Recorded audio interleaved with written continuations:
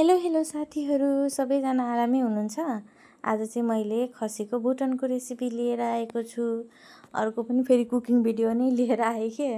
नयाँ केही पाउँदिनँ मैले। अनि त्यसै पनि म घरबाट बाहिर चाहिँ निस्केको छैन, 2 महिना भयो। अनि यसै घरमा जे बन्छ त्यही नै लिएर आएको। अब भुटन के कसरी बनाएँ भनेर त हजुरहरूले भिडियोमा हेरेर पनि थाहा पाउन सक्नुहुन्छ। खासै नयाँ नौलो जादु छडी केही चलाएको छैन। सिम्पल एज युजुअल जसरी बन्छ त्यसरी नै बनेको छ। अनि आज चाहिँ हामीहरू कुरा गरौँ। आज चाहिँ अब हजुरहरू मेरो बकवास सुन्नुहोस्। अनि मेरो चाहिँ खुट्टा भाँचिएको 2 महिना भयो।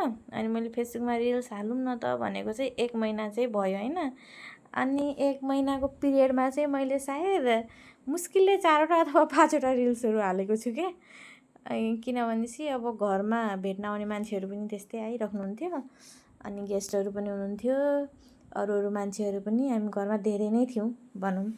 अनि यस्तै त हो नि, अरूसँग भएपछि टाइम पनि पाइँदैन। अनि अप्ठ्यारो पनि लाग्ने हैछ कि सुरु भएर हो कि के हो खै। अरूहरूले त हालिराख्नु भएकै हुन्छ। म चाहिँ खासै खै किन म यो देखाउने, यस्तो सोसल मिडियामा ल्याउने त्यस्तो खालको मान्छे चाहिँ होइन। अब इन्कम हुन्छ अरे भन्ने सुनेपछि चाहिँ ल गरौँ न त, किन ट्राई नगर्नु भनेर ट्राई दिन लागेको मैले पनि। अब पढे लेखेर पनि अब मेरो चाहिँ सानो बेबी छ, उसलाई छोडेर चाहिँ काम गर्न जान चाहिँ सक्दिनँ। मैले चाहिँ सक्ने आमाहरूलाई त म यस्तो ह्यान्ड्सअप नै गर्छु। म चाहिँ सक्दिनँ खै किन। म चाहिँ बाबुलाई छोडेर हिँड्नै सक्दिनँ। बाबु चाहिँ भर्खरै 2 वर्षको भयो।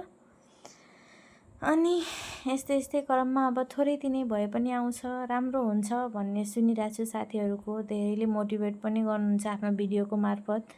अब हेरौँ के हुन्छ, कस्तो हुन्छ, कस्तो रेस्पोन्स आउँछ, हुन्छ कि हुँदैन, के हुन्छ पछि म भन्दै गरौँला।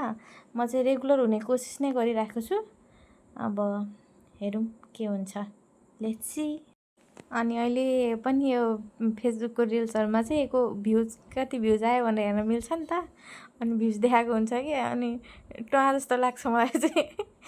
अब भ्युज यसरी टिकटकको जस्तै भ्युज आउने रहेछ त जस्तो लाग्छ क्या। अनि टिकटकमा पनि म हालिराखेको हुन्छु भिडियो, तर त्यस्तरी चाहिँ हाल्ने गरेको छैन। हप्तामा, कहिले महिनामा, कहिले त कतिमा पुग्छ। अनि मेरो युट्युब च्यानल पनि छ साँच्ची वर्षा खड्का। अनि त्यसमा पनि छ थोरै 2-4टा। भर्खरै हो त्यो पनि मैले गरेको। भने नि मैले कन्टिन्युटी चाहिँ कसैलाई पनि दिन पाएकै छुइनँ। कहिले के भएर त्यस्तै भइराखेको छ। अनि हाम्रो थाली सेट चाहिँ रेडी भइसक्यो मेरो गफसँगै। फेरि अर्को गफमा भेटौँला। अनि थाली चाहिँ एकदमै मिठो भएको चिउरा थाली सेट बनाएको थिएँ मैले, मटनको भुटन सहितको। एकदमै दामी भएको थियो। थ्याङ्क यू साथीहरू।